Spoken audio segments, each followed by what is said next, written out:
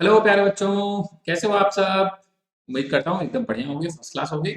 अपना ख्याल रख रहे होंगे, मन लगा के पढ़ाई भी कर रहे हो, है ना।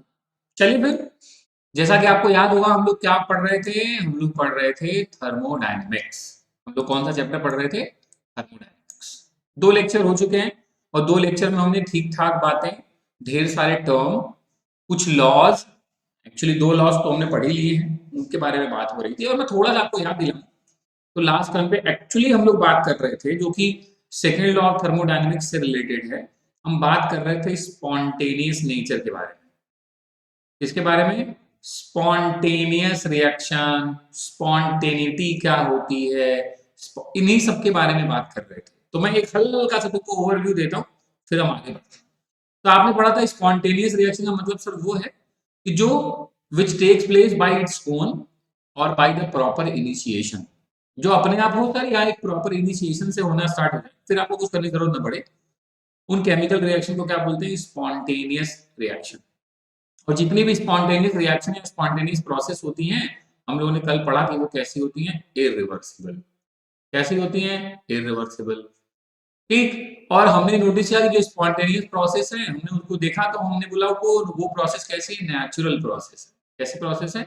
Natural process.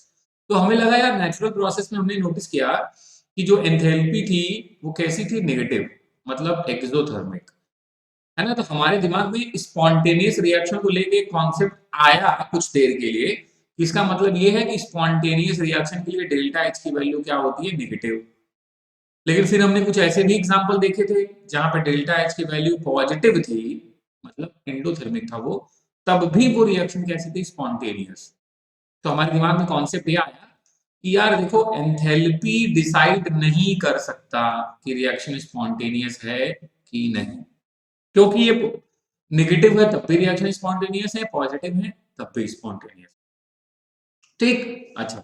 बस उसी कहानी को मैं एक बार फिर से शुरू करके स्टार्ट कर रहा हूँ, ध्यान से सुनिए। स्पॉन्टेनियस प्रोसेस आप जानते हो, ऐसी प्रोसेस जिनके पास टेंडेंसी होती है वो अपने आप हो जाए एक किसी पर्टिकुलर डायरेक्शन में, इसलिए मैंने बोला कि वो कैसी होती है? इरिवर्सिबल। तो यहाँ से हमने बात क्या निकली कि all natural process are irreversible and spontaneous process, क्योंकि वो एक ही डायरेक्शन में हो रही है।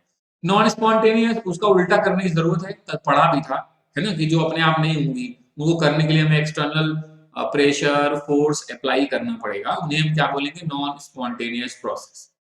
ठीक है। अच्छा, कुछ एग्जांपल्स के थ्रू बातें बताता हूं, ध्यान से समझिए। कह रहा एग्जांपल्स ऐसी स्पॉन्टेनियस प्रोसेस का जिनके लिए इनिशिएशन की भी जरूरत नहीं है, जैसे कि flow of water from high level to low level, flow of heat from hot body to cold body, flow of charge from the high potential to low potential। हमें इसमें कोई इनिशिएशन भी देने की जरूरत नहीं है, ये अपने आप होता है ना। Flow of gas from higher pressure to low pressure, ice को आप बाहर रख दो, melting of ice, room temperature पे आइस है तो मेल्ट होगा, वाटर का इवोपोरेशन होगा। आप धूप में रख दो, आपको कुछ करने की जरूरत थोड़ा ना है। अगर धूप में भी मत रखो, आप नॉर्मली रख दो वाटर, अगर उसका टेम्परेचर रूम टेम्परेचर से ज्यादा होना स्टार्ट हुआ तो इवोपोरेशन स्टार्ट भी हो जाएगा होना। ठीक है। आप सॉल्ट को, dissolution of common salt in water, ये सब कैसे प्रोसेस हैं? स्पॉन्टेनियस है, और जिनमें हमें कोई इनिशिएशन की जरूरत नहीं पड़ती।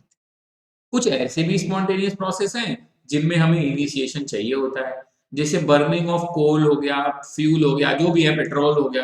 यार देखो, तुम्हें आग तो लगानी पड़ेगी ना, तभी वो बर्निंग वाली प्रोसेस स्टार्ट होगी। उसके बाद वो अपने आप होगी, उसके बाद तुम्हें कुछ नहीं करना। लाइटिंग ऑफ कैंडल, एक बार आप लगा दो, लाइट करो कैंडल को, उसके बाद अपने आप चलता रहेगा। तो स्पॉन्टेनियस प्रोसेस, दोनों ही बातें मैंने समझाई थी, which takes place by its own, तो ये takes place by its own है एग्जांपल्स। और ये क्या है? और बाय द प्रॉपर इनिशिएशन। मैंने आपको बर्निंग का एग्जांपल कल भी समझाया था, उम्मीद करता हूं आपके जहन में ये बात होगी। ठीक। अच्छा, तो यहीं से वही वाली बात निकल के आई कि इसका मतलब सर स्पॉन्टेनियस होने का क्राइटेरिया क्या है? क्यों हो रही है रिएक्शन, मतलब ये रिएक्शन स्पॉन्टेनियस क्यों है? क्योंकि वो भी एटम मॉलिक्यूल की तरह चाहती है कहां पहुंचना? Tendency to attain minimum energy, या उसी को हम बोलते हैं मैक्सिमम स्टेबिलिटी। चाहती है प्रोसेस, जो स्पॉन्टेनियस रिएक्शंस हैं, स्पॉन्टेनियस प्रोसेस हैं, वो क्या चाह रहे हैं? वो चाह रहे हैं कि मिनिमम एनर्जी लेवल में पहुंच जाए। और केमिस्ट्री में जो मिनिमम एनर्जी लेवल में होता है उसके पास क्या होती है? Maximum stability. तो स्पॉन्टेनियस रिएक्शन का क्राइटेरिया ये है कि वो चाहते हैं कि वो मैक्सिमम स्टेबिलिटी में पहुंचे और मिनिमम एनर्जी लेवल में पहुंचे, इसलिए वो रिएक्शंस कैसे हैं, स्पॉन्टेनियस हैं। ठीक। दूसरा फैक्टर कहता है tendency to attain maximum randomness. यहीं से एक वर्ड आया और वहीं से हम एंट्रोपी पढ़ना स्टार्ट करेंगे। पिछले टर्म में मैंने आपको थोड़ा आइडिया दिया था एंट्रोपी का, एक दो लाइन बताया था, क्योंकि मुझे पता था नेक्स्ट टर्म में बात करनी उसके बारे में। तो स्पॉन्ट आपसे कोई पूछे कि what is the criteria of spontaneity, तो याद रखिएगा कि टेंडेंसी है केमिकल रिएक्शंस की वो पहुंचना चाह रही है मिनिमम एनर्जी या मैक्सिमम स्टेबिलिटी में, एंड दूसरा क्या है, वो टेंडेंसी है वो कहां जाना चाह रही है, मैक्सिमम रैंडमनेस। किसमें, मैक्सिमम रैंडमनेस। और रैंडमनेस को कैलकुलेट करने के लिए थर्मोडायनेमिक प्रॉपर्टीज है, उसको हम क्या बोलते हैं, एंट्रोपी। मतलब एंट्रोपी ज्यादा होना चाहिए। अभी तक स्पॉन्टेनिटी का ये आइडिया निकल के आया है। अभी देखेंगे कि क्या एंट्रोपी सिर्फ ज्यादा होने से ही रिएक्शन स्पॉन्टेनियस है, ऐसा कोई तो नहीं है जिसमें एंट्रोपी कम हो रही है तब भी वो स्पॉन्टेनियस हो। आगे बात करेंगे, तभी तो क्लियर हो गया। जैसे अभी ये तो क्लियर है ना कि only enthalpy can not be decided the reaction whether is spontaneous और नॉन स्पॉन्टेनियस।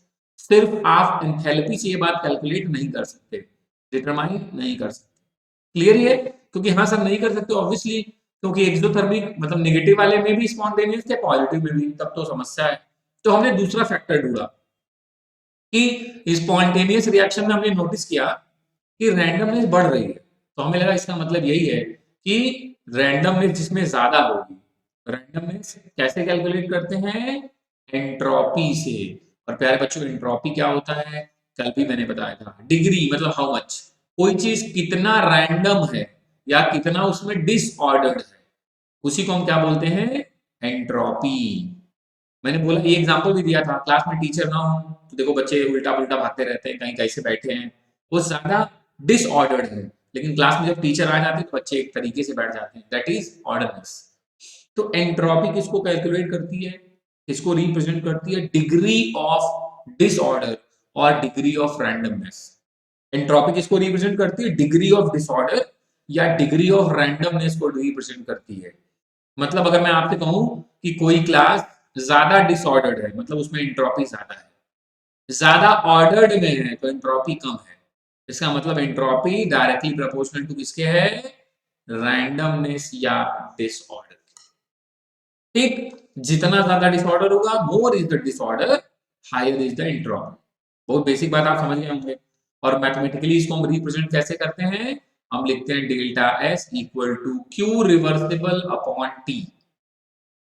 देखो क्यू प्लस साइन के साथ लिखा है, मतलब heat absorb by the system reversibly, reversible process है, रिवर्सिबली। और उसका रेशियो किसके साथ है, विद द टेम्परेचर, उसी को हम क्या बोलते हैं, डेल्टा एस, मतलब चेंज इन एंट्रोपी। आपसे कोई पूछे चेंज इन एंट्रोपी, ये फॉर्मूला क्या आ गया, delta S equal to Q reversible upon T. मतलब entropy, change in entropy is the ratio of heat absorb by the system reversibly, किसके साथ रेशियो है, with the ratio with the temperature. इन्हीं के रेशियो को हम क्या बोलते हैं, चेंज इन एंट्रोपी। और यूनिट फिर से अगर आपको ये फॉर्मूला याद है तो यूनिट याद करने की जरूरत ही नहीं है। क्यू रिवर्सिबल मतलब रिवर्सिबल हीट को मतलब वर्क डन, वर्क डन मतलब जूल, और नीचे क्या है, या तो डिग्री सेल्सियस लोगे या क्या लोगे, केल्विन लोगे, दोनों नहीं, इनमें से कोई एक। ठीक है, तो जूल पर डिग्री सेल्सियस और जूल पर केल्विन, या कैलोरी पर डिग्री सेल्सियस या कैलोरी पर केल्विन, जो भी आप यूनिट आपको मिली हो आप उसी हिसाब से देखें, कोई टेंशन नहीं। क्लियर हो गया कि सर एंट्रोपी किसको रिप्रेजेंट करता है, डिग्री ऑफ डिसऑर्डर को, डिग्री ऑफ रैंडमनेस को। कोई चीज जितना ज्यादा डिसऑर्डर्ड है सर उसमें उतना ही ज्यादा क्या होगा, एंट्रोपी। और अगर हमें चेंज इन एंट्रोपी कैलकुलेट करना है, डेल्टा एस, तो हम कैसे निकालते हैं, क्यू रिवर्सिबल अपॉन टी। इसी को वर्ड फॉर्म में बोलना हो तो आप बोल सकते हो, it is the ratio of this and that. Unit clear ही है, इसमें कोई बट तो है नहीं, यूनिट निकालना तो बड़ा अच्छा काम है, आसान काम है, फॉर्मूला देके यूनिट लिख दोगे। ठीक है, पक्का। अच्छा, अब हम बात करेंगे ऐसे कौन कौन से फैक्टर हैं जो इफेक्ट करते हैं एंट्रोपी ऑफ द सिस्टम। ठीक, अब मेरी बात समझना, मैं नहीं चाहता तुम्हें एक भी लाइन याद करनी पड़े। अच्छा, इन्हीं में एक छोटी सी और बात बता देता हूँ तुम्हें। आपने बोला ठीक है सर इसकी यूनिट यूनिट सब अपने को पता चलेगी, आपने नोटिस किया कि मैंने लिखा डेल्टा एस, मतलब ये स्टेट फंक्शन हो गया। देखो ना, इनिशियल और फाइनल डेल्टा एस निकाल सकते हो ना, H2 माइनस X1, मतलब ये इनिशियल और फाइनल पे डिपेंड कर रहा है। तो हमने बोला ये कैसी प्रॉपर्टी है, स्टेट फंक्शन। और कैसी प्रॉपर्टीज है हमने पढ़ा था, ये एक्सटेंसिव प्रॉपर्टी है। चैंपियंस ध्यान रखो, ये कैसी प्रॉपर्टीज है, एक्सटेंसिव प्रॉपर्टीज है। स्टेट फंक्शन है और कैसी प्रॉपर्टीज है, एक्सटेंसिव प्रॉपर्टीज है। ठीक, अब आते हैं इन बातों पे कि फैक्टर्स कैसे अफेक्ट करते हैं एंट्रोपी ऑफ द सिस्टम को। कह रहा अगर delta n g greater than zero है, डेल्टा एनजी मतलब क्या होता है, सोचिए देखो, डेल्टा एनजी का मतलब होता है प्रोडक्ट, प्रोडक्ट में number of moles minus reactant में number of moles, sum of number of moles of product minus sum of number of moles of reactant. कह रहा है ये क्या हो, जीरो से ज्यादा, इसका मतलब नंबर ऑफ मोल्स प्रोडक्ट में ज्यादा हो गए, तभी तो ये जीरो से ज्यादा वैल्यू आएगी। रिएक्टेंट से ज्यादा हो गए प्रोडक्ट में, इसका मतलब एंट्रोपी बढ़ी। एंट्रोपी भाई रिएक्टेंट में कम थी, उसके बाद प्रोडक्ट में ज्यादा मॉलिक्यूल हो गए, रैंडमनेस बढ़ गई ना, डिसऑर्डर बढ़ गया, ज्यादा लोग हो गए तो भीड़ ज्यादा हो गई, भीड़, तो इसका मतलब एंट्रोपी बढ़ेगा। तो ऐसी केमिकल रिएक्शन जिनके लिए डेल्टा एनजी की वैल्यू ग्रेटर देन जीरो है, उनके लिए डेल्टा एस भी क्या होगा, ग्रेटर देन जीरो। समझ गए होगे। और अगर कह रहा है लेस देन जीरो है तो ऑब्वियसली ये भी जीरो होगा, लेस देन, है ना भाई। डेल्टा एन की जीरो मतलब ये पी एन की वैल्यू कम है, मतलब पहले ज्यादा डिसऑर्डर था, बाद में तो नंबर ऑफ मॉलिक्यूल्स कम हो गए ना, नंबर ऑफ मोल्स, तो ऑर्डर्ड हो गया, मतलब एंट्रोपी कम हो गई। क्लियर है। सॉलिड में आप देखो मॉलिक्यूल कैसे होते हैं, ऑर्डरली पैक्ड होते हैं। लिक्विड में क्या होता है, उससे थोड़ा दूर दूर होते हैं, है ना। और गैस में तो मतलब तबाही है, गैस में मॉलिक्यूल बहुत दूर दूर है, कोई ऑर्डर ऑर्डर नहीं है उसमें। तो इसीलिए कह रहा है अगर मैं फिजिकल स्टेट से कंपेयर करूं तो एंट्रोपी सबसे ज्यादा किसमें होगी, गैस में, फिर लिक्विड में, और फिर किसमें होगी, सॉलिड में। ठीक है, दूसरा फंडा भी क्लियर है। आप मेरी बात समझना, देखो मेरा मोटिव है कि आप समझो। थर्ड पॉइंट कह रहा है कि on increasing gases moles entropy increases. हाँ, अभी तो हमने सीखा, अगर गैसेस मॉलिक्यूल्स बढ़ जाएंगे प्रोडक्ट में तो एंट्रोपी बढ़ जाएगी। और ये मोल्स कैसे बढ़ेंगे, on increasing temperature S will increase. जब आप टेम्परेचर बढ़ाओगे तो एंट्रोपी क्या होगी, बढ़ेगी। सोच के देखो, गैस के टर्म में मॉलिक्यूल एब्जॉर्ब करेगी एनर्जी, ज्यादा भागना स्टार्ट करेगा, ज्यादा कोलिजन होने लगेगा, तो रैंडमनेस बढ़ जाएगी। रैंडमनेस क्या हो जाएगी, बढ़ जाएगी चैंपियंस। ठीक है ना। तो मतलब अगर मैं टेम्परेचर बढ़ाऊंगा, अगर मैं टेम्परेचर बढ़ाऊंगा प्यारे बच्चों, तो क्या हो जाएगा, एंट्रोपी भी इंक्रीज करेगी। ठीक, जैसे ये कह रहा है कि मेरे पास आयरन का सॉलिड है, फिर वही आयरन को हमने क्या कर दिया,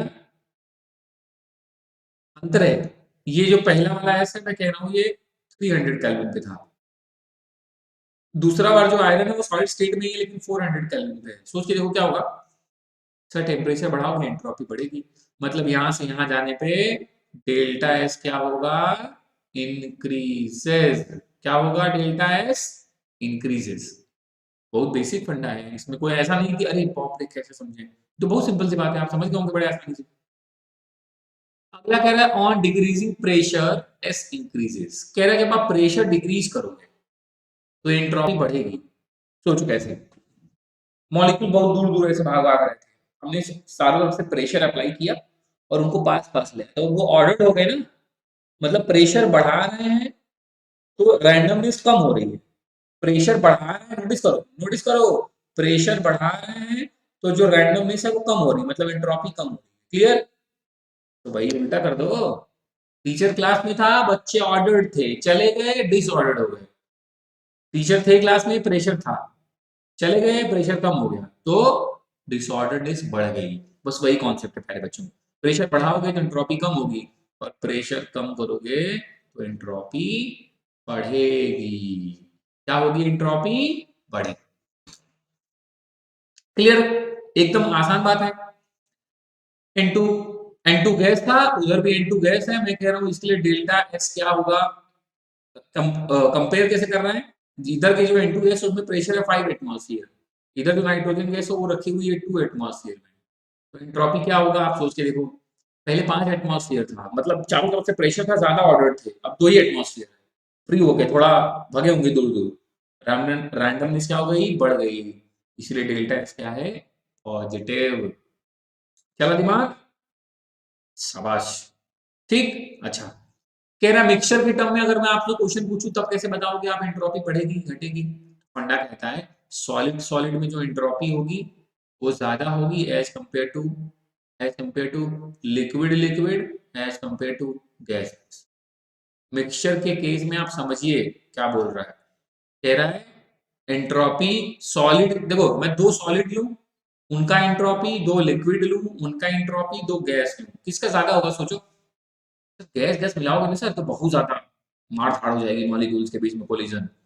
तो इसका मतलब सॉलिड सॉलिड से ज्यादा होगा, प्यारे बच्चों नोटिस करना, सॉलिड सॉलिड से ज्यादा होगा लिक्विड लिक्विड में, और लिक्विड लिक्विड से ज्यादा होगा गैस गैस में। जो पहले से ज्यादा डिसऑर्डर्ड है वो मिक्सिंग होगी तो और डिसऑर्डर ही तो होंगे, समझ रहे हो? तो ये एस इंक्रीजेस का मतलब यही है कि जैसे जैसे नीचे आओगे वैसे वैसे एंट्रोपी क्या होगी, इंक्रीज करेगी। सॉलिड सॉलिड मिक्सचर से ज्यादा होगी लिक्विड लिक्विड में, लिक्विड लिक्विड से ज्यादा होगी गैस गैस में। ठीक, कोई दिक्कत नहीं। फिर से देख लो मैंने क्या क्या बोला। यहाँ से क्वेश्चन आएंगे इसी में आपको बता रहा हूँ कि डेल्टा एनजी बढ़ेगा तो एंट्रोपी बढ़ जाएगी, कम हो जाएगी। सॉलिड से ज्यादा लिक्विड में होगा, लिक्विड से ज्यादा गैस में होगा एंट्रोपी। टेम्परेचर बढ़ोगा बढ़ाओगे एंट्रोपी बढ़ेगी, प्रेशर बढ़ाओगे एंट्रोपी कम हो जाएगी। एग्जाम्पल के थ्रू बताया मैंने। और मिक्सचर में कह रहा है सॉलिड सॉलिड से ज्यादा होगा लिक्विड लिक्विड का, लिक्विड लिक्विड से ज्यादा होगा गैस गैस का। क्लियर कट, कोई बट नहीं। वेरी गुड, आगे देखिए। कह रहे हैं अब एंट्रोपी चेंज के बारे में बात, मतलब तुम्हें लग रहा होगा हेडिंग्स आ गया कुछ नया पढ़, एकदम नहीं। मतलब जितनी बात मैं करने वाला हूँ एकदम आसान। कह रहा है फेज ट्रांजिशन। अच्छा, कह रहा है सॉलिड से लिक्विड या लिक्विड से गैस या गैस से लिक्विड और लिक्विड से सॉलिड, यही तो हुआ फेज ट्रांजिशन। कह रहा है अगर मैं सॉलिड से लिक्विड में जाऊं तो मैं हुआ क्या, मेल्ट फ्यूज, तो उसको हम क्या बोलेंगे, एंट्रोपी ऑफ फ्यूजन। लिक्विड से गैस में जाऊं तो क्या बोलूंगा, वेपर बन गया, तो एंट्रोपी ऑफ वेपोराइजेशन। है ना, सॉलिड से डायरेक्ट गैस में चला जाऊं, एंट्रोपी ऑफ सब्लिमेशन। लिक्विड से सॉलिड में आऊं, एंट्रोपी ऑफ फ्यूजन। वही वही रिवर्सिबल ही तो है, प्रोसेस का नाम बदल गया, एंट्रोपी साइन के साथ चेंज होगी, बस इतना ही होगा और कुछ नहीं होगा, टेंशन की जरूरत नहीं है। ठीक, मेरी बात समझिए। तो मैंने बोला सबसे पहले हम फेज ट्रांजिशन में पढ़ने जा रहे हैं एंट्रोपी ऑफ फ्यूजन। अच्छा सर, चेंज इन एंट्रोपी मतलब एस, फ्यूजन का मतलब एफ। फ्यूजन में क्या होता है सर, सॉलिड कन्वर्ट हो जाता है किसमें, लिक्विड में। तो कह रहा है एंट्रोपी चेंज कब, जब 1 मोल सॉलिड चेंज हो जाए लिक्विड में एट इट्स मेल्टिंग पॉइंट। अपने मेल्टिंग पॉइंट पे ही होगा, ये तो कॉमन सेंस है। किसी भी टेम्परेचर पे थोड़ा ना सॉलिड लिक्विड में चेंज हुआ है, अपने मेल्टिंग पॉइंट पे ही होगा। तो कह रहा है इस प्रोसेस में जो चेंज इन एंट्रोपी होगी उसको हम क्या बोलेंगे, एंट्रोपी ऑफ फ्यूजन। वैसे लिक्विड से गैस वाले में क्या होगा, एंट्रोपी ऑफ वेपराइजेशन। इधर क्या होगा, सॉलिड से डायरेक्ट गैस हो जाए, सब्लिमेशन। अब आपको प्रोसेस पता है सर किसको किस नाम से बुलाते हैं, बस उसमें जो चेंज इन एंट्रोपी होगी 1 मोल को चेंज करने में इनटू जो भी स्टेट में चेंज हो रहा हो उसको हम बोलेंगे entropy of that, entropy of that. तो एंट्रोपी ऑफ फ्यूजन क्या हो गया, enthalpy of fusion, change in enthalpy of fusion, इसके रिस्पेक्ट में विद रिस्पेक्ट टू टेम्परेचर। ठीक, क्लियर। अरे एंट्रोपी का फॉर्मूला तो था ही ना भाई, उसी में मैं यही तो बोल रहा हूँ, एंट्रोपी चेंज कर जब 1 मोल सॉलिड को चेंज करोगे किसमें, इनटू लिक्विड स्टेट में। तो वही फॉर्मूला है, बस एंथैल्पी ऑफ फ्यूजन हो गया है तो हमें यहाँ लिखना है, एंट्रोपी ऑफ फ्यूजन हो गई तो हमें यहाँ लिखना है एंथैल्पी ऑफ फ्यूजन, और नीचे टी तो पहले भी था एंट्रोपी वाले फॉर्मूले में, और कुछ नहीं है। वेपोराइजेशन होगा तो एंथैल्पी ऑफ वेपोराइजेशन, सब्लिमेशन होगा एंथैल्पी ऑफ सब्लिमेशन। मतलब समझो मैं क्या बोलना चाह रहा हूँ, एक समझो सारे अपने आप क्लियर हो जाएंगे। जैसे एंथैल्पी ऑफ फ्यूजन एकदम दिमाग में चला गया ना, कि फ्यूजन प्रोसेस अगर हमें याद हो तो हम एंथैल्पी ऑफ फ्यूजन की डिफिनेशन आराम से लिख सकते हैं, और एंट्रोपी वाला फॉर्मूला भी लिख सकते हैं। बस फ्यूजन था तो लिखना है तुम्हें, entropy of fusion, enthalpy of fusion, F लगा लगा के यूज करना है तुम्हें। अगला देखो एंट्रोपी ऑफ वेपोराइजेशन, समझ तुम ऐसे भी गए, डेल्टा एस था, वेपोराइजेशन वेपोराइजेशन लिख लिया था। 1 मोल लिक्विड चेंज हो रहा है किसमें, वेपर में, कब होगा, अपने बॉइलिंग पॉइंट पे। फिर फॉर्मूला क्या हो गया, delta S vaporisation, delta H vaporisation, फिर टी। आसान है, उससे तुम्हारे अंदर से ये बात आनी चाहिए, नहीं नहीं आसान है, कोई टेंशन नहीं। भाई एक समझ गए तो बाकी तुम्हें आसान लग ही रहा होगा, लग रहा होगा हाँ ठीक है, कौन सी बड़ी बात है, सिंपल है। ठीक, पक्का। वैसे एंट्रोपी ऑफ सब्लिमेशन भी समझ गए, सब्लिमेशन प्रोसेस में क्या होता है, सब्लिमेशन प्रोसेस में सॉलिड डायरेक्टली कन्वर्ट होता है into gas without converting into liquid. तो फिर से वही सॉलिड डायरेक्टली किसमें कन्वर्ट होगा, गैस में, मतलब वेपर में। तो 1 mole of solid converted into vapours. फिर enthalpy of sublimation, entropy of sublimation किसके इक्वल हो गया, enthalpy of sublimation with respect to temperature. कब से यही तो चल रहा है। मतलब बस आपको इन प्रोसेस के बारे में पता होना चाहिए। आप तीनों एंट्रोपी का फॉर्मूला फटाफट लिख दो, कोई टेंशन नहीं होगी। ठीक, आपने पढ़ा एंट्रोपी क्या है, आपने उसका फॉर्मूला पढ़ा, आपने पढ़ा एंट्रोपी अलग अलग जब फेज ट्रांजिशन होगा तब क्या होगा, आपने पढ़ा एंट्रोपी किन फैक्टर्स पे डिपेंड करता है एग्जांपल्स के साथ, टेम्परेचर पे, प्रेशर पे, स्टेट पे, है ना। इन सब पर एक एक करके हमने पढ़ा, दिमाग लगा आपका कि अच्छा हाँ ठीक है सर। चलो और बढ़ते हैं, कहानी बढ़ाते हैं।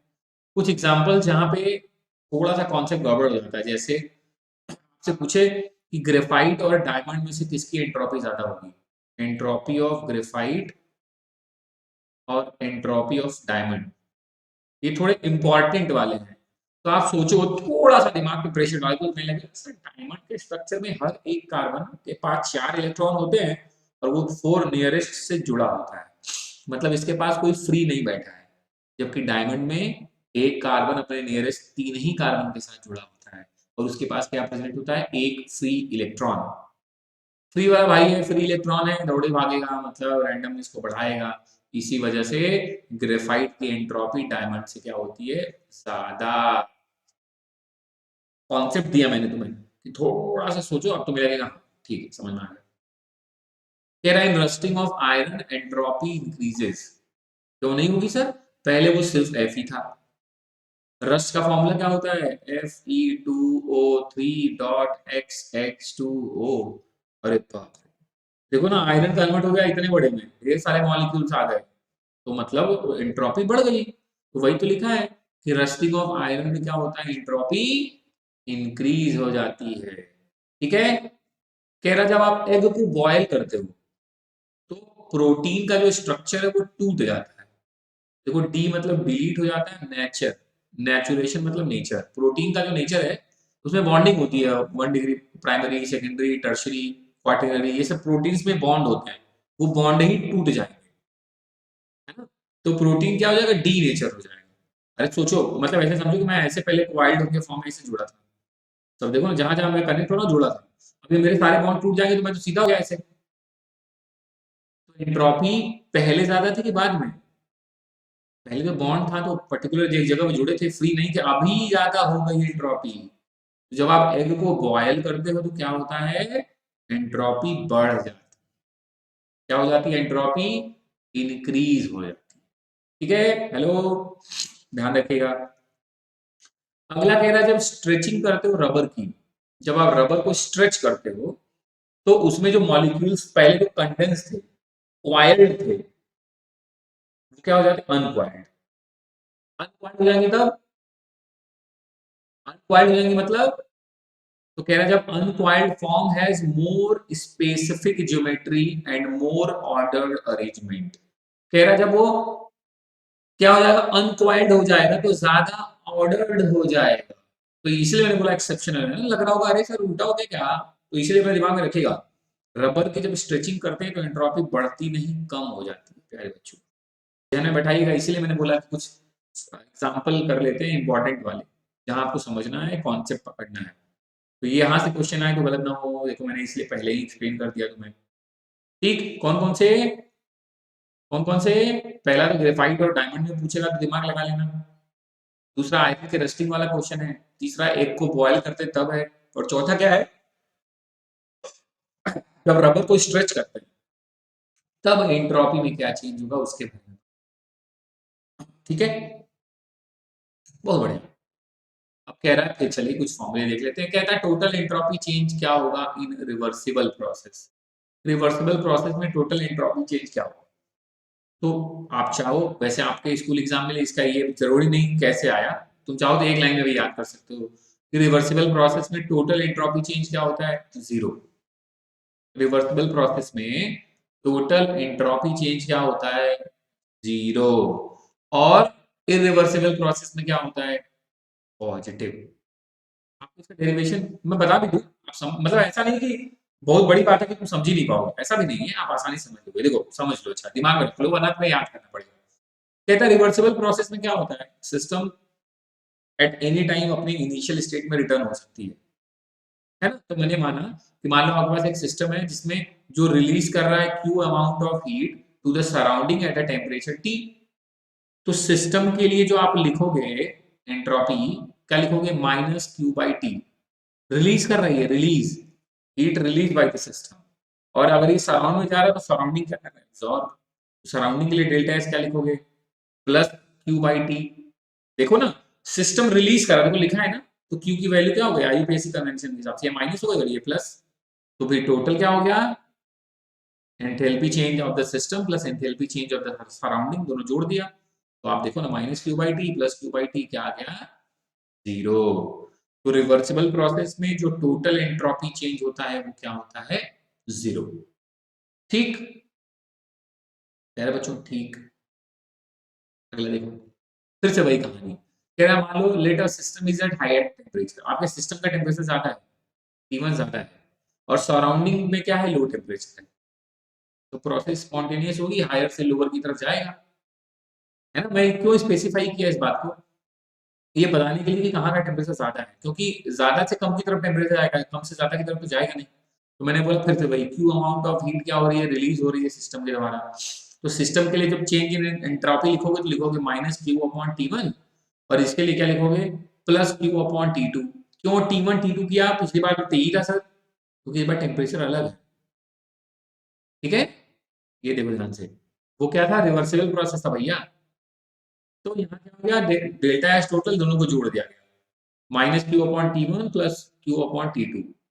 तो कह रहा है इस कंडीशन में देखा जाए तो चूंकि T1 is greater than T2 है, T1 क्या है, ग्रेटर देन T2 है, अगर ये वैल्यू ज्यादा होगी तो इस पूरे की वैल्यू क्या आएगी, कम आएगी, और इसकी आएगी ज्यादा। तो फाइनल रिजल्ट क्या आएगा, पॉजिटिव। फाइनल रिजल्ट क्या आएगा, पॉजिटिव। तो कह रहा है कि the total entropy change for the irreversible spontaneous process is greater than zero. दो लाइन में आप अपने दिमाग में बात बैठा लीजिए कि डेल्टा एस टोटल रिवर्सिबल के लिए क्या है, जीरो, और delta S total irreversible process की दोनों स्पॉन्टेनियस के बारे में बात हो रही है। हीट हायर से लोअर अपने आप हो रहा है, कुछ कर नहीं रहे हैं, ठीक है। डेल्टा एस टोटल इरिवर्सिबल के लिए क्या होगा, पॉजिटिव, जीरो नहीं, क्या होगा, ऑलवेज ग्रेटर देन होगा जीरो। क्लियर है, दो बातें आपको समझनी थी बस। अब ये कैसे आया प्लस या जीरो वो भी मैंने समझा दिया, तो इसमें कोई नुकसान नहीं है, अच्छी बात है, आप समझ गए होंगे कि अच्छा ठीक ठीक ठीक, बढ़ो आगे।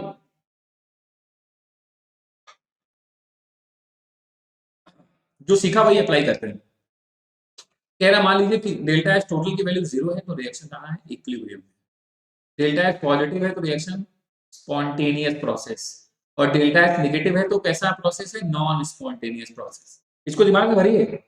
जैसे अभी थोड़ी देर पहले एंथैल्पी वाले के ट्रेंडिंग में हुआ था, तो हमने पढ़ा था कि डेल्टा एच नेगेटिव है तो एक्सोथर्मिक, डेल्टा एच पॉजिटिव है तो एंडोथर्मिक। तो वैसे कह रहा है अगर डेल्टा एच किसी सिस्टम के लिए जीरो दिखा रहा है, किसी केमिकल रिएक्शन के लिए, तो समझ लो प्रोसेस कहाँ पे है, इक्विलिब्रियम में है। डेल्टा एच पॉजिटिव दिखा रहा है तो प्रोसेस है स्पॉन्टेनियस, अभी पढ़ा हमने। और अगर डेल्टा एच की वैल्यू नेगेटिव है तो प्रोसेस है नॉन स्पॉन्टेनियस।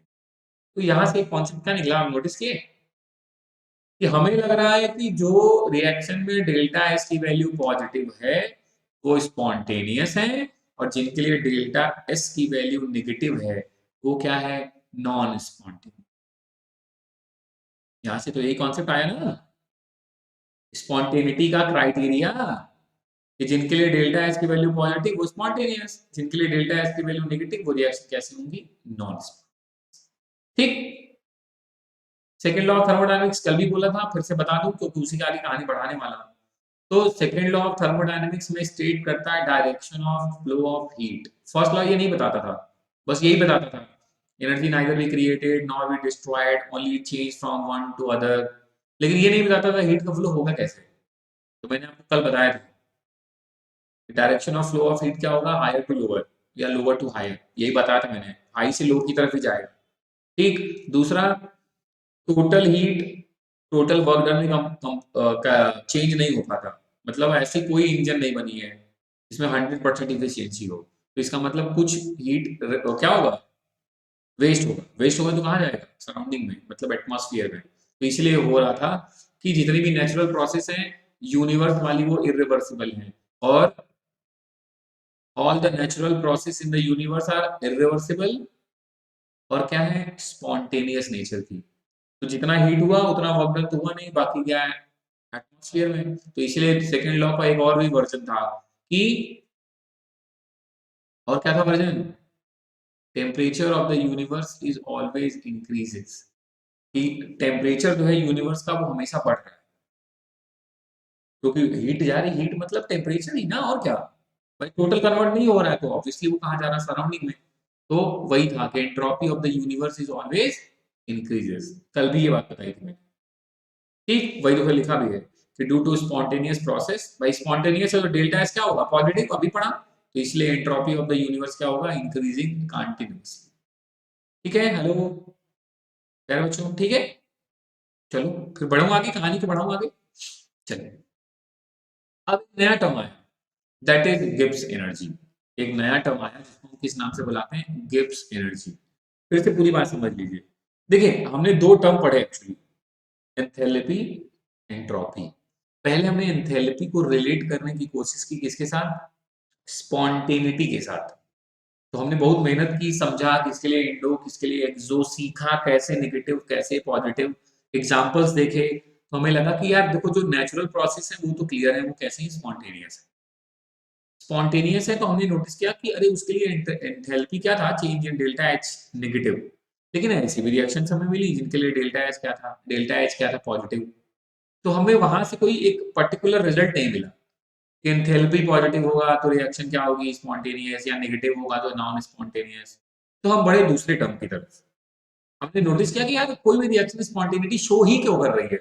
तो हमें पता चला वो मिनिमम एनर्जी लेवल में पहुंचना चाहती है और मैक्सिमम रैंडमनेस, है ना, मैक्सिमम रैंडमनेस में पहुंचना चाहती है। तो हमने सोचा चलो अच्छा, मैक्सिमम रैंडमनेस को से पहुंचते हैं। रैंडमनेस कैसे कैलकुलेट करते हैं, डेल्टा एस से, मतलब एस, एंट्रोपी से।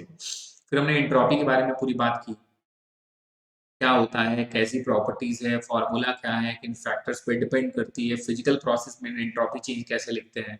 और वहां से एक रिजल्ट निकल के आया कि यार देखो, डेल्टा एस अगर पॉजिटिव है तो रिएक्शन है स्पॉन्टेनियस, और नेगेटिव है तो रिएक्शन है नॉन स्पॉन्टेनियस।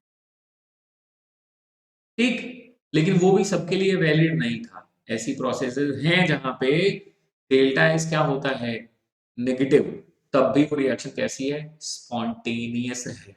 कैसी है, स्पॉन्टेनियस है। या ऐसी भी रिएक्शन है, सॉरी, ऐसी भी रिएक्शन है जिसके लिए डेल्टा एस क्या है, पॉजिटिव, बट वो कैसी है, नॉन स्पॉन्टेनियस भी है। ठीक है, तो हमने एक नया टर्म उठाया, का नाम है गिब्स एनर्जी, जो रिलेशन देता था एंथैल्पी और एंट्रोपी के साथ मिलके। और इसने फाइनली डिसाइड किया कि कोई केमिकल रिएक्शन स्पॉन्टेनियस है कि नॉन स्पॉन्टेनियस। आप गिब्स एनर्जी से बता सकते हो, सिर्फ एंथैल्पी से नहीं बता सकते, सिर्फ एंट्रोपी से नहीं बता सकते। भाई जो आपको पता है बता दो सही हो जाएगा, लेकिन सबके लिए सही नहीं है। लेकिन गिब्स एनर्जी एकदम करेक्ट है, जो एक्सप्लेन करता है अबाउट द फिजिबिलिटी और स्पॉन्टेनिटी ऑफ द रिएक्शंस। ऐसी सारी केमिकल रिएक्शन जिनके लिए डेल्टा जी की वैल्यू, अभी हम निकालेंगे, बताएंगे जी क्या है, डेल्टा जी कैसे निकालेंगे, किन किन कंडीशंस में आएगी। तो वही कह रहा हूं, जिनके लिए फंडा निकल के आया कि जिन भी केमिकल रिएक्शन के लिए डेल्टा जी क्या है, नेगेटिव, एकदम क्लियर कट, वो क्या है, स्पॉन्टेनियस। वो कैसी है, स्पॉन्टेनियस। और जिनके लिए डेल्टा जी की वैल्यू क्या है, पॉजिटिव, वो कैसी हैं, नॉन स्पॉन्टेनियस। इसमें कोई बट नहीं है। जैसे एंथैल्पी और एंट्रोपी में था, वैसे यहाँ पे कोई इफ बट नहीं है प्यारे बच्चों। ठीक, क्लियर कट, बढ़े आगे। अच्छा सर, ठीक है, ये कॉन्सेप्ट तो समझ गए, लेकिन ये भी तो बताओ सर, ये गिब्स एनर्जी होता क्या है। तो गिब्स एनर्जी को हम डिफाइन करते हैं कांस्टेंट टेम्परेचर एंड प्रेशर पे, जो स्पॉन्टेनिटी को क्या करता है, प्रेडिक्ट करता है। और गिब्स एनर्जी इक्वल टू क्या होता है, एच मतलब एंथैल्पी, एंथैल्पी में से क्या माइनस करना है, टी एस, टी जो टेम्परेचर है, एस एंट्रोपी है। तो आप सोचो, मैंने 100 किलो जूल एनर्जी लगाई, आपने बोला सर 100 किलो जूल पूरा तो चेंज होगा नहीं वर्क डन में। तो मैंने बोला हाँ मेरे लाल, उसमें से 30 जो है वो बेकार हो गया, 30 किलो जूल। बचा कितना? 100 - 30 आपने क्या बचा कितना? 70। बस यही है आपका जी।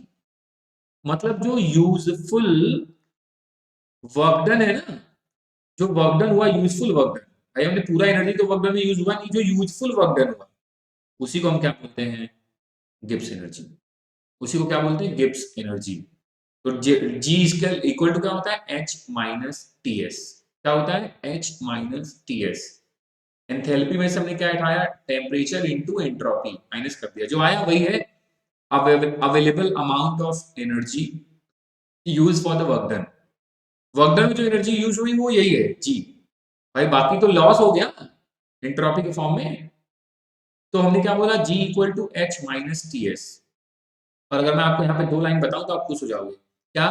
कि सर पता है आपको ये स्टेट फंक्शन है। आप खुश हो गए, ओहो इसका मतलब हम 1 एंड 2 करके लिख सकते हैं। दूसरा ये एक्सटेंसिव प्रॉपर्टी है। क्या है? स्टेट फंक्शन है और क्या है? एक्सटेंसिव प्रॉपर्टीज भी है। तो मतलब आप समझ गए कि सर इसको हम लिख सकते हैं, इनिशियल के लिए लिख सकते हैं G1 equal to H1 minus, अगर मैं देखो लिखा है at constant temperature and pressure, तो ये हो गया T S1। यहाँ क्या लिखूंगा? G2 equal to H2 minus TS2। T constant है ना, इसे मैं लिख रहा हूँ।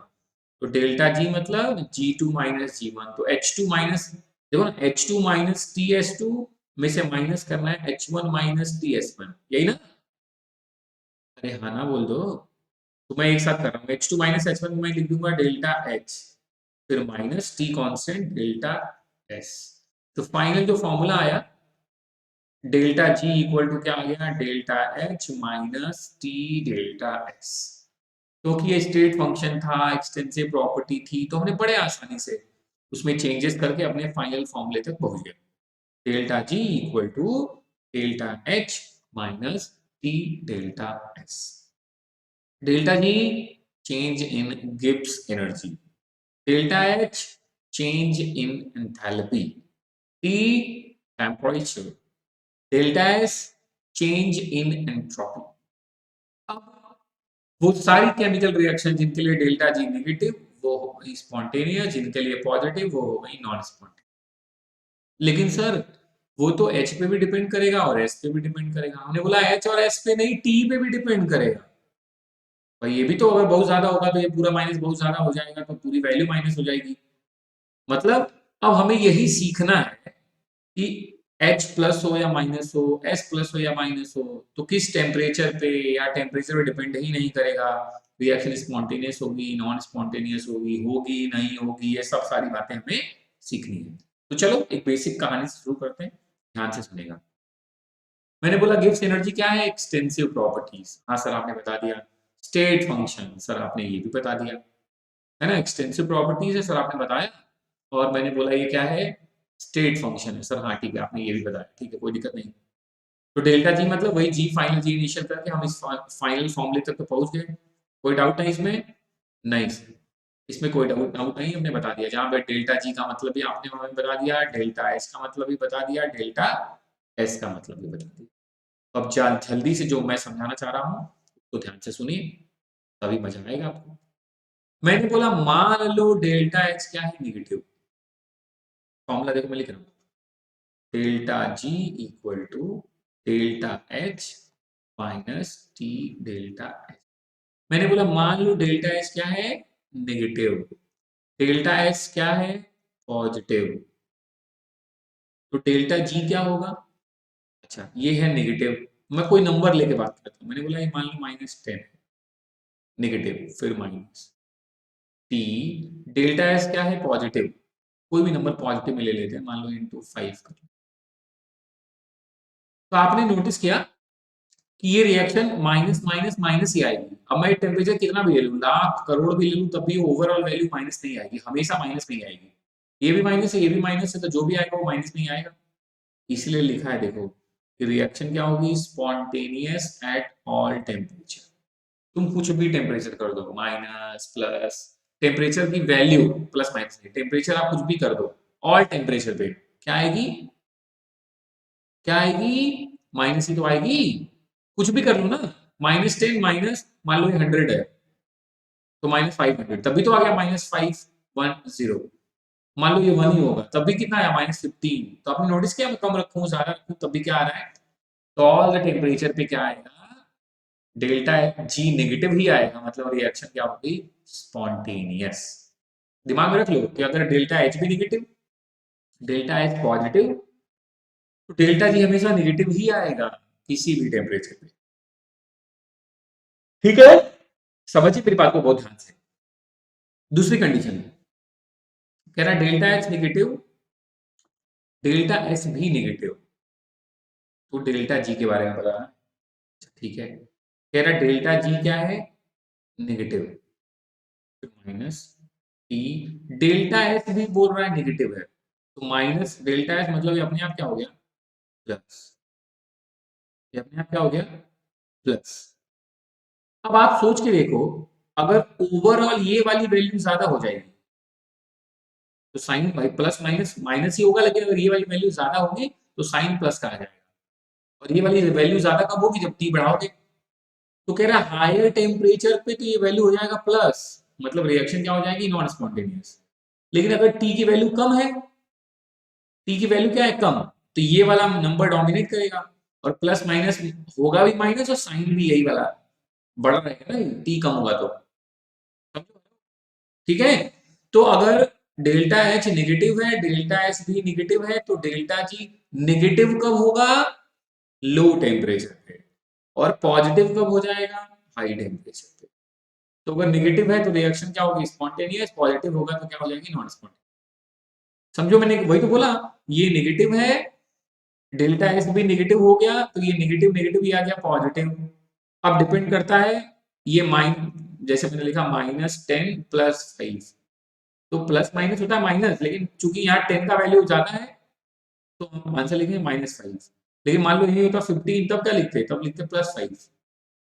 तो वही मैं कह रहा हूँ, तो टी डेल्टा एस ज्यादा होने का मतलब मैं कह रहा हूँ टी ज्यादा हो, तो अगर हाई टेम्परेचर पे रिएक्शन क्या होगी, नॉन स्पॉन्टेनियस, क्योंकि ये टी डेल्टा एस वाली वैल्यू पे डोमिनेट करके बड़ी हो जाएगी, और टेम्परेचर अगर लो रहा तो ये डोमिनेट करेगा, तो कैसी होगी, स्पॉन्टेनियस। क्लियर हुआ, समझे मेरी बात, वेरी गुड। कह रहा डेल्टा एच नेगेटिव है, डेल्टा एस नेगेटिव है, तो डेल्टा जी, अच्छा ये तो हमने दोनों कर ही लिया ना, वेरी गुड, आगे बढ़ते हैं। ये पहली कंडीशन है ना, ये दूसरी कंडीशन। अब आते हैं तीसरी कंडीशन में, कह रहा मान लो डेल्टा एच पॉजिटिव है, डेल्टा एस भी पॉजिटिव है, तो कह रहा तब तो सिंपल ही है ना भाई, डेल्टा एच क्या है सर, प्लस, फिर माइनस टी, डेल्टा एस भी क्या है, प्लस, तो ठीक है ना सर, तो इतना और माइनस इतना होना है सर। अब अगर ये वैल्यू वैल्यू ज्यादा हुई, मतलब टी कम, मतलब लो टेम्परेचर पे वैल्यू क्या आएगी, प्लस, तो रिएक्शन क्या होगी, नॉन स्पॉन्टेनियस। देखो लो टेम्परेचर पे रिएक्शन कैसी होगी, नॉन स्पॉन्टेनियस। लेकिन अगर मैं कहूँ टी बहुत ज्यादा हो गया तो ये वैल्यू क्या आने लगेगी, माइनस, -50 + 10, तब तो -40 ना, तो मतलब कह रहा है हाई टेम्परेचर पे यही रिएक्शन क्या हो जाएगी, स्पॉन्टेनियस। खुद से कोई डिजिट एक एक फिक्स करके वही बार बार रख के चेक करते चले जाओ, बहुत आसान है। यार यार इतने बड़े हो गए तो लॉग वॉग निकालना बता दिया, तो ये छोटी प्लस माइनस मान ली कौन सी बड़ी। ठीक है, और लास्ट जो कह रहा है, कह रहा मान लो डेल्टा एच पॉजिटिव है, डेल्टा एस नेगेटिव है, तो ये पॉजिटिव है और डेल्टा एस नेगेटिव है, तो तो प्लस, और ये नेगेटिव नेगेटिव मिलकर फिर प्लस, तो सर आप तो कुछ भी कर लो ये प्लस ही रहेगा भाई, प्लस प्लस प्लस हमें ही रहना है ना किसी भी टेम्परेचर पे, तो रिएक्शन हमेशा कैसी होगी, नॉन स्पॉन्टेनियस, वही यहाँ लिखा है। देखो कह रहा है ऑल टेम्परेचर रिएक्शन कैसी होगी, non spontaneous at all temperature. ठीक, उम्मीद करूं दिमाग में गया, कॉन्सेप्ट गया दिमाग में, ऊपरी चली प्रॉपरली। हम्म, अब आपको कोई भी रिएक्शन दी हो, उसका डेल्टा एच दिया हो, डेल्टा एस दिया हो, अब आसानी से चेक करके बता दोगे कि वो रिएक्शन स्पॉन्टेनियस होगी कि नहीं, हर टेम्परेचर पे होगी कि नहीं, या लो पे होगी, या सिर्फ हाई पे होगी, या पॉसिबल एट ऑल टेम्परेचर होगा। मतलब अब आप आसानी से जवाब दे सकते हो, it's not a big deal. पक्का मेरी बात समझ में आई कि हाँ सर बात तो आगे समझ में सर।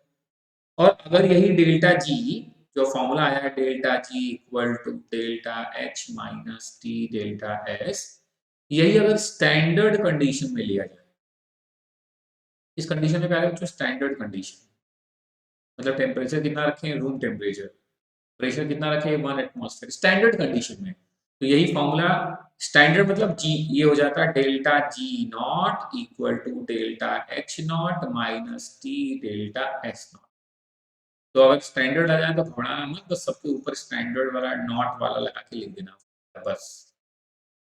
ये तो टेंशन नहीं लेने का भाई लोग, आपके लिए चीजें आसान है।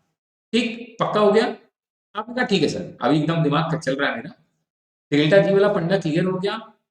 क्या पॉसिबिलिटी किस टेम्परेचर है किस प्रेशर पे है, डेल्टा एस का क्या रिलेशन है डेल्टा एस का क्या रिलेशन है, सर क्लियरली हमारे दिमाग में आया, हम इन बातों को प्रॉपरली समझ पाए। ठीक है? और आपने पढ़ा होगा इक्विलिब्रियम कंडीशन में जो डेल्टा जी होता है डेल्टा जी नॉट, वो किसके इक्वल हो जाता है? इक्विलिब्रियम कंडीशन में डेल्टा जी क्या हो जाता है? जीरो। जब कोई केमिकल रिएक्शन इक्विलिब्रियम में पहुंचती है ना, तो उसके लिए जो डेल्टा जी होता है उसकी वैल्यू क्या हो जाती है? जीरो हो जाती है। ठीक है? चलो अच्छा, अगर आपको लग रहा है ये कैसे इक्विलिब्रियम पढ़ चुके हो, वैसे ये बात हमें पता होनी चाहिए। चलो न्यूमेरिकल में आएंगे तब भी। वैसे दो फॉर्मूले जिनका डेरिवेशन आपको नहीं पढ़ना, लेकिन आप जान लीजिए वो है क्या। एक है delta G equal to minus n F E not of the cell, एक ये फॉर्मूला आपको और दिमाग में रखना। ठीक है चैंपियंस? ठीक पक्का? आपने कहा ठीक है सर। गिव्स एनर्जी थ्योरेटिकली समझ में आ गया। थ्योरेटिकली क्वेश्चंस लाइक कब प्लस होगा कब माइनस होगा किस टेम्परेचर पे प्लस माइनस होगा, ऐसे भी जवाब दे देंगे सर। और ऑब्वियसली आप चैप्टर क्लास में न्यूमेरिकल तो कराओगे ही कराओगे, हर बार की तरह हर चैप्टर की तरह, तो इस पे न्यूमेरिकल भी सीख जाएंगे और प्रैक्टिस भी कर लेंगे। पक्का यहाँ तक मामला क्लियर? चलो फिर तो बढ़ते हैं इसके आगे, और आज का जो लास्ट टॉपिक रहेगा that is Hess law. Important law है हेस लॉ। कौन सा लॉ है? Hess law. हेस साइंटिस्ट का नाम है, पता है आपको?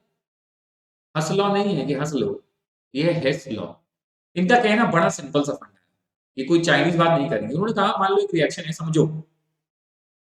उन्होंने कहा ए से हम बी गए, बी से हम सी गए, सी से हम डी गए, और डी से हम कहा गए, या डी गए, ठीक है, या ए से हम डायरेक्ट डी चले गए। समझो, ये इधर से जब हम आए तो हम इसको नाम दे रहे हैं, ये है प्रोसेस वन।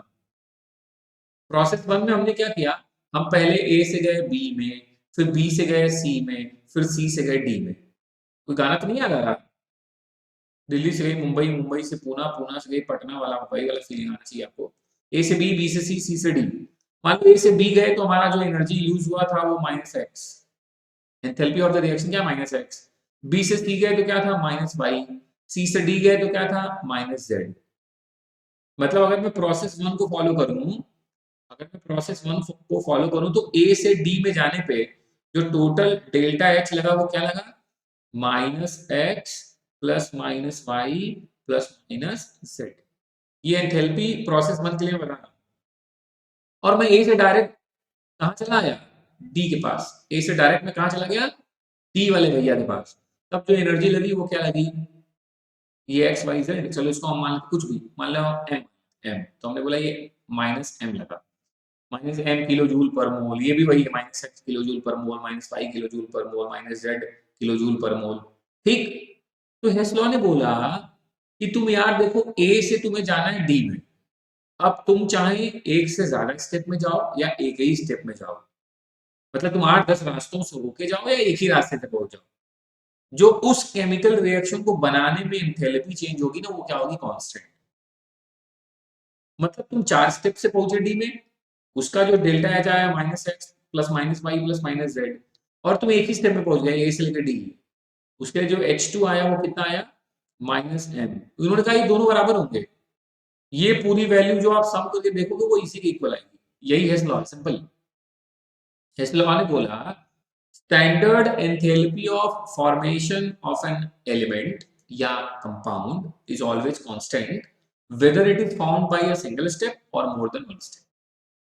किसी को बनाने में जो एंथैल्पी चेंज होती है ना वो कांस्टेंट होती है।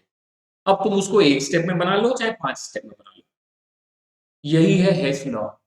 इसी को क्या बोलते हैं प्यारे बच्चों, यही आपका क्या है, हेस लॉ।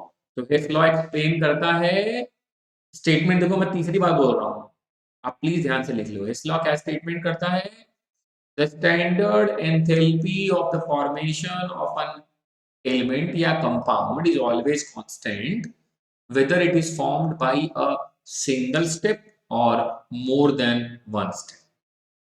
टेस्ला ने बोला ए से बी में गए enthalpy change delta H1, B से सी में गए एंथैल्पी चेंज डेल्टा H2, सी से डी में गए एंथैल्पी चेंज डेल्टा H3, या तुम ए से सीधे डी में चले गए तो एंथैल्पी चेंज डेल्टा H, ये और इनका सम आपस में इक्वल होगा, मतलब डेल्टा H किसके इक्वल होगा, H1 H2 और H3 के। यही है लॉ है। देखो ना, तुम एक स्टेप में बनाओ या एक से ज्यादा स्टेप में, standard enthalpy of the formation क्या होगा, ऑलवेज कांस्टेंट। यही है लॉ है, सिंपल। ये क्या है लॉ, है ना। एप्लीकेशन इस पे न्यूमेरिकल आते हैं, पता है आपको, इस चैप्टर से थर्मोडायनामिक्स में हेस लॉ के न्यूमेरिकल आने के चांसेस बाकी सबके कंपेयर में थोड़े ज्यादा। इनकी कहने का मतलब ऐसे समझो, जैसे मान लो आपने C प्लस हाफ O2 किया और पहले बनाया CO, और मान लो यहाँ पे एनर्जी जो थी वो डेल्टा H की वैल्यू क्या थी, -x किलो जूल पर मोल। फिर आपने क्या किया, CO में फिर हाफ O2 फेंक के मारा, अब ये क्या बन गया, CO2। इसके लिए डेल्टा H की वैल्यू क्या थी, -y, मतलब C से CO2 पहुंचने में आपको टोटल कितना हीट लग गया, -x प्लस -y।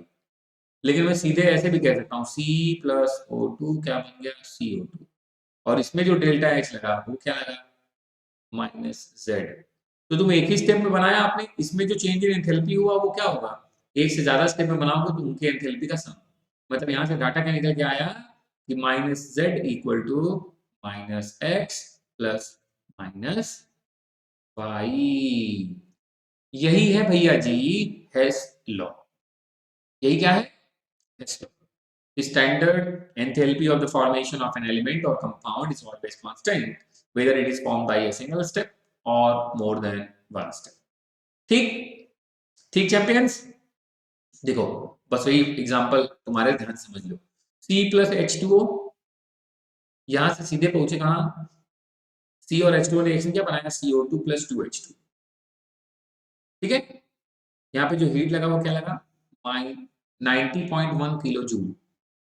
ठीक है, हेलो समझो, समझो, या यहां से समझा दो तुम्हें, हमने लिया C plus H2 plus O2, ये पहले मिले तो बना CO प्लस 2H2O, और उसको फर्दर हमने आपस में ट्रीट कराया तो हमें मिला CO2 प्लस 2H2।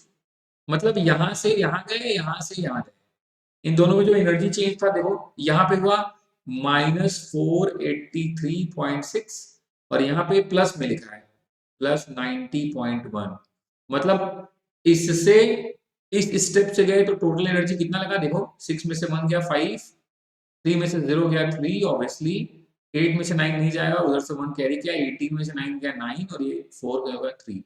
कितना यूज हुआ, 393.5 किलो जूल पर मोल। और यहाँ देखो हम सीधे ही यहाँ से कहाँ चले गए, इधर, उसमें भी कितना यूज हुआ, -393.5 किलो जूल पर मोल।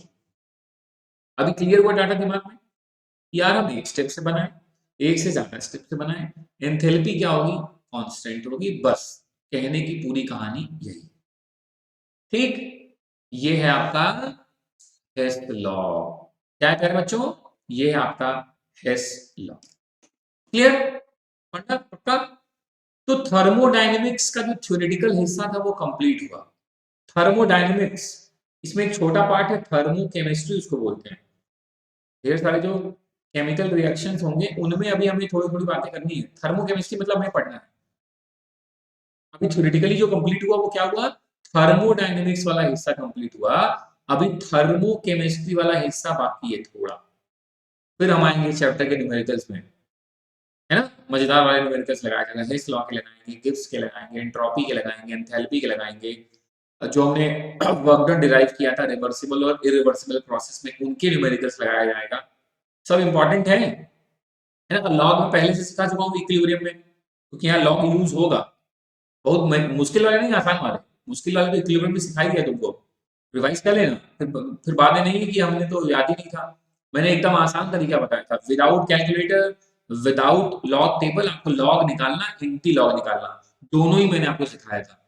आपको किसी टेबल वेबल, कैलकुलेटर वैल्कुलेटर किसी कुछ जरूरत नहीं पड़ी थी। उसको एक बार दिमाग में याद कर लेना, फिर से देख लेना कि सर ने क्या ट्रिक दिया था, कैसे निकालना है। ठीक है, पक्का? ठीक।